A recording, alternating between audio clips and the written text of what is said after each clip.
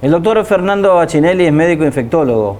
Desde el primer momento está trabajando dentro del equipo tratando de contener los efectos que la pandemia genera en toda la provincia de Corrientes, en un trabajo incansable, primero en el Hospital Llano y después ya en el Hospital de Campaña.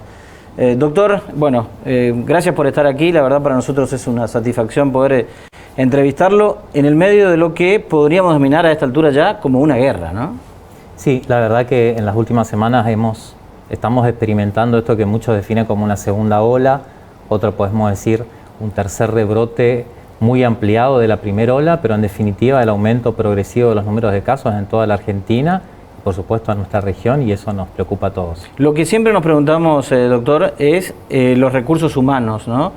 ¿Cómo están ustedes? ¿Cómo está todo el personal de la salud que está trabajando en el Campaña? Bueno, contarles que este equipo de salud está trabajando desde el 11 de marzo en el hospital, que empezó en el Hospital Llano con los primeros equipos que se armaron en ese hospital y que a lo largo de este año han adquirido mucha experiencia, pero por supuesto, como siempre digo, es un personal que está con un estrés laboral permanente. Hace un año que venimos trabajando intensamente con los casos de COVID-19 y tenemos un staff permanente del Hospital de Campaña y un staff que se compone de otros médicos que vienen de los distintos hospitales, ya sea del Hospital Llano, Hospital Vidal, Hospital Escuela, y es un recurso que es finito, sobre todo la terapia intensiva, ¿no? Los médicos intensivistas, como ustedes saben, en todo el mundo y por supuesto en Argentina ya no escapa esto, es un recurso que es finito y que tenemos que hacer conocer a la sociedad. ¿Qué nos quiere decir cuando dice que el recurso es finito? Recurso finito es que la especialidad de terapia intensiva en todo el mundo, así como en Argentina, es un material donde tenemos pocos intensivistas y eso hace que sea un material que hay que cuidarlo, un material que hay que decirle a la sociedad que necesitamos que se cuiden, que nos ayuden a que la gente no se contagie toda a la misma vez, porque eso hace la posibilidad de que muchas personas ingresen a la terapia intensiva y necesiten la ventilación mecánica. El Hospital de Campaña está siendo usado a un nivel mínimo de su capacidad, digamos, tiene una capacidad mucho mayor.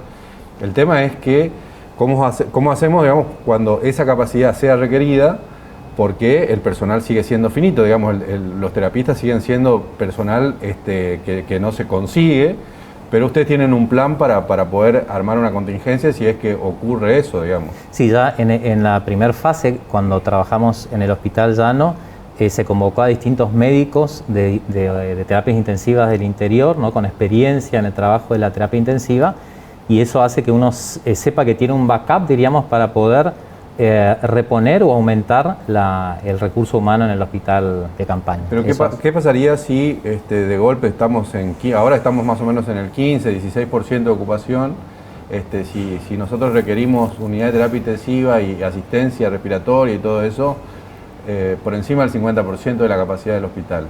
Bueno, en ese caso se va a convocar a todo el recurso humano que tiene la provincia, ¿no? El Ministerio de Salud Pública tiene todo un registro de todos los médicos terapistas o especialidades afines que puedan también servir en el trabajo de la terapia intensiva, y por supuesto hay residencias médicas que están trabajando específicamente en terapia intensiva. Así que por eso es muy importante decirle a la sociedad que nos ayuden, necesitamos que cumplan las medidas sanitarias, porque ¿cuál es el riesgo del colapso en cualquier sistema de salud?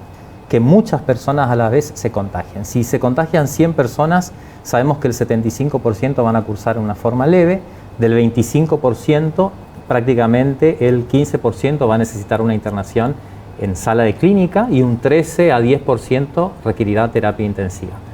Si en vez de 100 contagiados tenemos 1000 por día, eso va a aumentar exponencialmente la internación en nuestro hospital y por supuesto en la terapia intensiva, y eso es lo que debemos evitar, y lo que ya una vez dijimos al comienzo de la pandemia, de ralentizar la curva, porque la curva está muy empinada, los casos están creciendo en todo el país muy rápidamente, y eso hace que debamos tomar conciencia de esto. Doctor, esos datos que usted nos dice, el 10% de los contagiados que requieren atención intensiva, ¿son números generales de Argentina o son números correntinos? No, esos son datos generales de todas las casuísticas que han ocurrido desde Wuhan, desde que comenzó la pandemia en China, y se fue repitiendo en Europa. Digamos. Normatizadamente sabemos que el 10 al 13% de las personas que se contagian van a requerir terapia intensiva. Obviamente que este número puede muchos dicen bajar con respecto a las nuevas variantes, otros dicen que esto puede subir, ya que están emergiendo nuevas variantes en nuestro continente. El miércoles tenemos noticias de esta nueva variante que se llama Belo Horizonte, que está emergiendo y que todavía tenemos que ver cuál es la magnitud de esta nueva variante, ya que tiene probablemente mayor virulencia inclusive que la de Manaus. Todavía más. Todavía más. Es como que si el mundo o el mundo virológico estuviera complotando contra el sistema de salud. Doctor, preguntarle por lo personal, ¿no? Porque viene usted también trabajando en el primer momento y además con situaciones personales dramáticas, casi situaciones límites también, ¿no? Todos hemos perdido un familiar, hemos perdido amigos, hemos perdido personas que trabajaron al lado nuestro a lo largo de esta pandemia, y eso hace que uno muchas veces tenga ese mensaje, ¿no?, de llamado, claro, de alerta a la población, ¿no? Porque ver morir personas, ¿no? Y yo siempre digo en las entrevistas, nosotros hemos visto entrar al hospital familias enteras, hasta 3, 4 miembros de la familia, y 2 a 3 personas de la familia morirse en el hospital de campaña. Obviamente que por la confidencialidad nadie sabe sus historias, ¿no? Pero nosotros los médicos que trabajamos ahí conocemos el testimonio desgarrador, ¿no?, de personas que muere un familiar en terapia intensiva y el otro familiar está internado en clínica. De hecho, en su caso usted estaba con su padre, después su padre fallece, ¿no? Digo, para hablar un poco de la historia personal, que sirve también como una especie de espejo, para decir, ojo, esto también le puede pasar a ustedes. Me pasa a mí, que soy médico infectólogo y que estoy todo el tiempo en el hospital de campaña, ¿no? Sí, yo siempre digo que nos den tiempo para llegar a la vacunación. Eso es lo que uno anhelaba para sus seres queridos, para las personas que nos rodean, y vemos cómo a diario fallecen personas que no pudieron llegar a la vacunación, ¿no? Entonces, instar a la sociedad a que aguantemos un tiempo más en este tiempo de pandemia, de esta segunda ola. Incluso gente que llegó a la vacunación pero no llegó al efecto, ¿no?, de protección de la vacuna, como un colega nuestro que acaba de fallecer. Doctor, justamente el caso de la vacunación de los médicos, lo que hace es, ustedes tienen ahora para recibir esta ola una protección que no tuvieron el año pasado, digamos, pero eso de todas maneras no los exime de tener que estar con equipamiento médico muy pesado, muy difícil. ¿Cómo es eso? ¿Cómo es trabajar en el campaña con toda esa cosa? Bueno, el objetivo principal de la vacuna, como sabemos, es evitar las formas graves de la enfermedad. Por eso el personal de la salud debe seguir cuidándose, y para entrar a esas salas, diríamos que es una bomba biológica, porque son 150 pacientes que están internados con viremia activa. Nos equipamos con lo que denominamos equipo de protección personal, ¿no? Un camisolín hidrorrepelente, barbijo N95, nos colocamos encima este barbijo quirúrgico, antiparras, un protector facial como si fuéramos astronautas, cofias y guantes, y bueno, estamos 5 o 6 horas trabajando con los pacientes, ¿no? Y defino como una guerra, ¿no? Porque es todos los días recibir 20 pacientes ingresando al campaña, ya sea en sala de terapia intensiva o en la internación en clínica o en la emergencia, y eso hace que el trabajo sea muy intenso, y por supuesto un equipo que está trabajando hace un año todos los días, los 7 días a la semana. ¿Hay posibilidades de pensar en una estrategia que acompañe a esto del campaña, por ejemplo, de que casos de moderados a leves del interior no sean todos derivados a campaña, o no todavía? No, la estrategia aún sigue siendo centralizada en la atención en el hospital de campaña, focalizado en una atención con respecto a los tratamientos que instauramos en el hospital de campaña, y por supuesto la experiencia que hemos adquirido a lo largo de este año en el hospital. Más la vacunación, más el testeo, creo que son los 3 puntos principales para poder controlar la pandemia en Corrientes. Doctor, preguntarle por algo que tiene que ver también con lo personal, insisto con eso, ¿no? Digo, porque bueno, usted nos cuenta la historia personal de perder a su papá, de perder a colegas, amigos, y sin embargo mucha gente sigue como su vida como si nada pasara, ¿no? Inclusive va a fiestas, no hay uso adecuado del barbijo, no respetan el distanciamiento. ¿Qué siente usted como médico, médico que está en la trinchera, que está en la guerra, como usted mismo lo definió, ante esta situación de una parte importante de la sociedad, ¿no? Porque uno los fines de semana observa, ve, porque además no guardan empacho en subir a las redes sociales, entonces digo, ¿qué siente usted? Digo, Sí, en general los compañeros que trabajamos en el hospital de campaña siempre pedimos empatía con el sistema de salud. Comprendemos que todos estamos con cansancio mental, psicológico, con respecto a estar un año transitando la pandemia.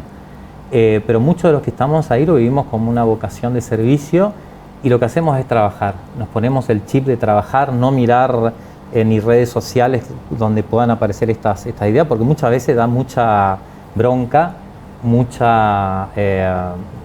quita el entusiasmo en algunos momentos, pero por supuesto uno tiene que sacar esa vocación de servicio por lo que ha elegido ser médico y aún más en esta pandemia, por todo lo que vivimos a diario con nuestros compañeros, familiares, amigos que han padecido la enfermedad y que algunos de ellos han fallecido. Nos habló de bronca, de falta de empatía, de muchas veces hasta de impotencia, ¿no? De como que le quita el entusiasmo. Debe ser casi una lucha diaria esa también. Decir, bueno, yo me estoy rompiendo el alma acá y afuera. Sí, siempre lo trabajamos con el equipo de salud mental del hospital, que también nos da un gran apoyo en ese sentido. Y yo siempre digo, hay un porcentaje, un 30% de la población que no acompaña ninguna de las medidas. Entonces, a ese porcentaje es el que debemos hablar en este momento e insistir de los medios, de donde nos toque, que por lo menos este mes no hagamos ningún tipo de reunión social para poder frenar el aumento de los casos. A ver, para hacer docencia, ¿por qué este mes especialmente? Este mes porque todo lo que hemos vivido en los últimos 15 días puede aumentar, digamos, los casos exponencialmente y esto a su vez ser una cadena que vaya contagiando los casos, ¿no? El tan famoso R, ¿no? Que siempre lo denominamos, que tiene que ver con la tasa de incidencia de casos que aparecen cada 14 días. Podemos estar en momentos todavía más complicados de lo que ya hemos vivido o lo que estamos viviendo. Es lo que esperamos en todo el país, ¿no? En los próximos 14 días. Por efecto de la Semana Santa, digamos. De todo el movimiento, no tanto Semana Santa como ese 30% de la población que no acompaña con las medidas, ¿no? Siempre digo, ¿no? Y siempre lo relatan, una persona que va a un encuentro social, sea joven adulto, vuelve a su casa donde hay un adulto mayor, donde están los padres, donde están los hermanos y contagia a todo el núcleo familiar y eso a su vez se va multiplicando. Y lo otro que debemos atender es que estas nuevas variantes no ingresen a Argentina, esto es muy importante, se está vigilando las fronteras con los hisopados para PCR para evitar que estas variantes prevalezcan por sobre la original, la variante de Wuhan, y esto pone en riesgo, diríamos, la posibilidad de reinfección en los que ya tuvimos COVID y enfrentarnos a esas nuevas variantes y reinfectarnos, o la posibilidad del escape inmunológico y de que alguna de las vacunas no puedan tener la eficacia necesaria para no tener formas graves. Así que es un gran desafío que estamos actualmente transitando. Por el momento las vacunas están funcionando para todas las variantes, digamos. Por ejemplo, lo que sabemos, por ejemplo, variante de Sudáfrica, se demostró que la de Oxford AstraZeneca tiene un 40% menos de eficacia. Por eso en todos los países la alerta de que esa variante no ingresa a sus países, porque ya lo hemos visto en experiencias en Estados Unidos, en ciudades como Alberta, donde han estudiado un caso que ingresó el 1 de enero, una persona, un viajante, no cumplió el aislamiento, contagió a otra persona y esa persona a su vez contagió a 80 personas, ¿no? Y al 15 de febrero, la variante de Reino Unido, que era la que traía esta persona, desplazó a la variante de Wuhan.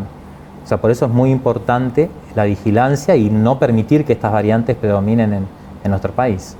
Lo último, doctor, mirando hacia la cámara, le pido en 30 segundos, en un minuto, otra vez el mensaje a la sociedad, ¿no? Porque parece increíble que tantas veces se ha repetido y pareciera ser todavía que hay un sector de la población que, como habitualmente decimos, no le entra bala, ¿no? Le pido que en 30 segundos, en un minuto, le pida por favor qué es lo que tiene que hacer. Sí. ¿No? Bueno, a toda la sociedad decirles que necesitamos en realidad todo el sistema de salud, médicos, enfermeros, kinesiólogos, todos los que estamos trabajando, necesitamos que nos den de su responsabilidad cumpliendo las medidas del uso del barbijo, como lo estamos haciendo ahora, el distanciamiento social, evitar las reuniones sociales, respetar la burbuja familiar, la higiene de mano frecuente para que podamos atender a todas las personas en el hospital de campaña y el sistema de salud, por supuesto, no entre en un colapso sanitario. Así que eso es muy importante. Hasta que no le toca a uno, muchas veces no lo vive y es importante que no les pase a cada uno de ustedes. Doctor, muchísimas gracias. Muchas gracias por la invitación. El doctor Fernando Achinelli. Para nosotros realmente ha sido un placer tenerlo aquí.